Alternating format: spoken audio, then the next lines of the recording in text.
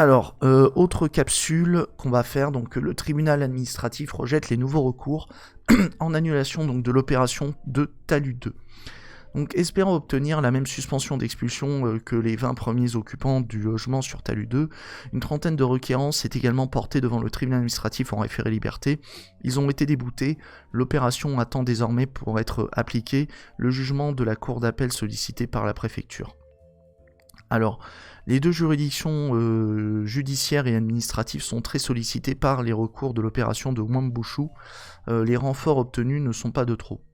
On se souvient qu'une vingtaine de recours en référé, en urgence, avaient été déposés au tribunal administratif en février dernier par des occupants de Talus 2, visant à faire suspendre l'arrêté du 2 décembre 2022 du préfet ordonnant leur expulsion.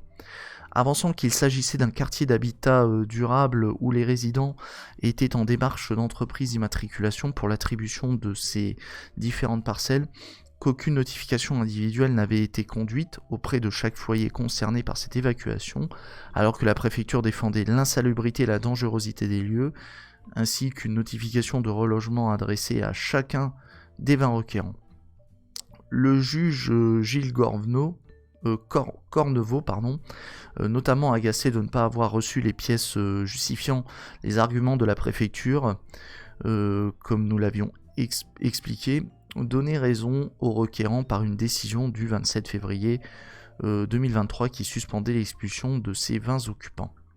Une décision qui a impacté sur le recours déposé par les mêmes requérants au tribunal judiciaire cette fois pour annuler l'opération de démolition de Talus 2, lundi 24 avril 2023.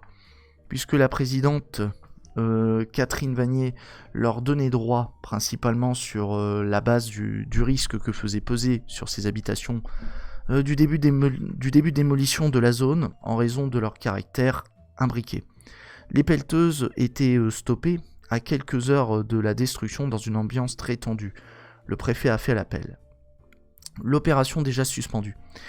Sur la base du premier jugement au TA, donc 36 occupants ainsi que l'association Prêt à tout pour le bien-être, représentée par Mega-M, Arnal, je vais passer les noms, veuillez m'excuser. Déposé cette semaine donc un recours en référé au tribunal administratif, donc dans le même objectif, la suspension de l'arrêté de Mayotte. L'arrêté du préfet de Mayotte du 2 décembre 2022. Plusieurs raisons similaires sont avancées. Atteinte grave au respect de la vie privée, familiale, pas de réelle solution de relogement, mais surtout parce que la préfecture ferait obstacle à la décision de suspension de l'évacuation des lieux.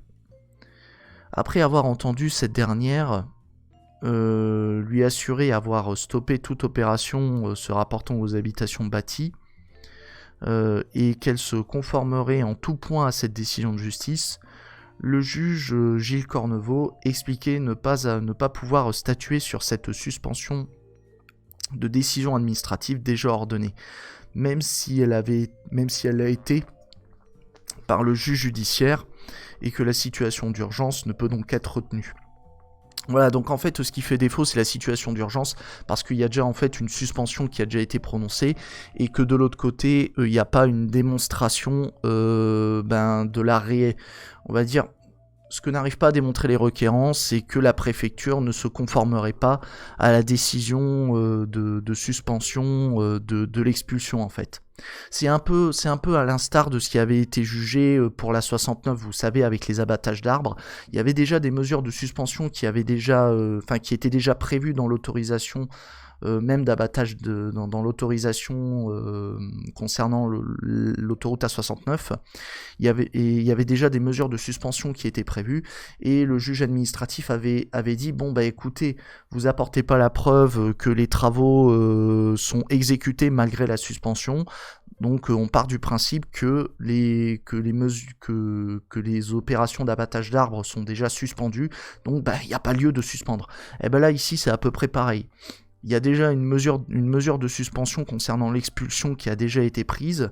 Vous ne démontrez pas que le préfet méconnaîtrait cette décision de justice qui l'oblige à ne pas expulser. Par conséquent, bon, il n'y a pas lieu de reprononcer à nouveau. Vous démontrez pas qu'il y a urgence à demander la suspension la suspension des expulsions. Voilà. Donc les requêtes sont donc rejetées, ce qui valide la destruction de ces cases, si et seulement si le préfet gagne en appel. Voilà. Donc pour le moment, donc tout va se jouer en appel. Pour le moment, le préfet le préfet en fait, en gros, si le préfet perd en appel, de ce que je comprends, les personnes concernées vont s'en sortir. Voilà.